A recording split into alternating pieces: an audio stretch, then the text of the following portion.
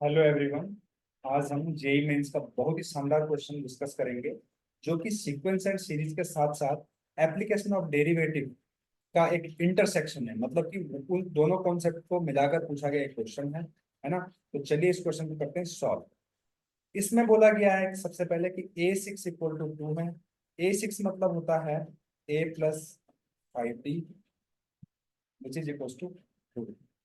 अब आगे बोला गया है कि A1 A4 A5 जो है वो क्या है, ग्रेटेस्ट है। ग्रेटेस्ट का मतलब क्या हो गया कि इस पे वैल्यू जो आएगी क्या आएगी, मैक्सिमम वैल्यू आएगी।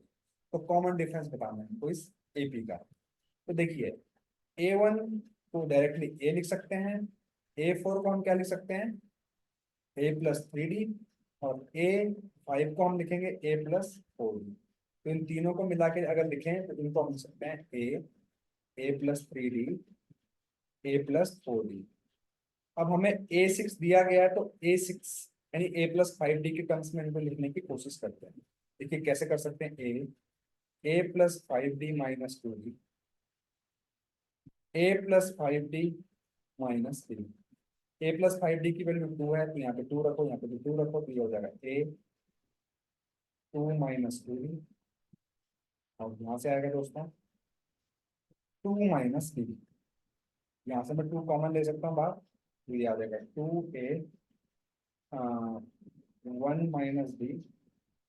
2-D, right. अब इस ए को मैं क्या ले सकता हूँ, 2-5D। तो इसको लिख देते हैं 2 टाइम्स 2-5D, 1-D, 2-D। अब एक्चुअल में एक फंक्शन बन गया है ना। एक्चुअल में ग्रेटेस्ट वैल्यू बोली तो अगर हम इसको एप्लीकेशन ऑफ डेरिवेटिव के पॉइंट ऑफ व्यू से देखें, तो हम इसको एक फंक्शन ऑफ डी मान सकते हैं, है ना। फंक्शन ऑफ डी, और इसकी वैल्यू क्या है, मैक्सिमम है, तो इसको करेंगे हम डिफरेंशिएट। तो डिफरेंशिएट करने से पहले एफ डी की हम वैल्यू लिख लेते हैं पूरी तरीके से। अगर मैं पूरे एक्सप्रेशन को सिंप्लीफाई करूँ, तो मेरे पास जो एक्सप्रेशन बचेगा दोस्तों, हमें बचेगा 8-32D plus 34D² minus 20D plus 30D² minus 10D³ समझ गए कैसे आए मेरे पास, मैंने इंटू के तीनों ब्रैकेट का इंटू करने पे मेरे पास ये वाला एक्सप्रेशन आने वाला है। आप करके देखिएगा, मेरा काम है आपको फंडा समझाना।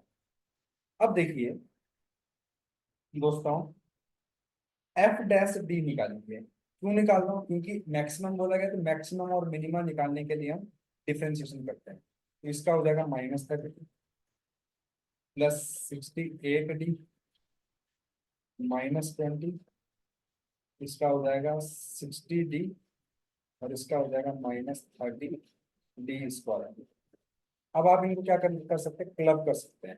ठीक है, क्लब कैसे करेंगे, जैसे ये हो गया -50, इसको इसको मिला लीजिए, कितना हो जाएगा ये 128D। इसको मिला लीजिए, ये हो जाएगा -30D²।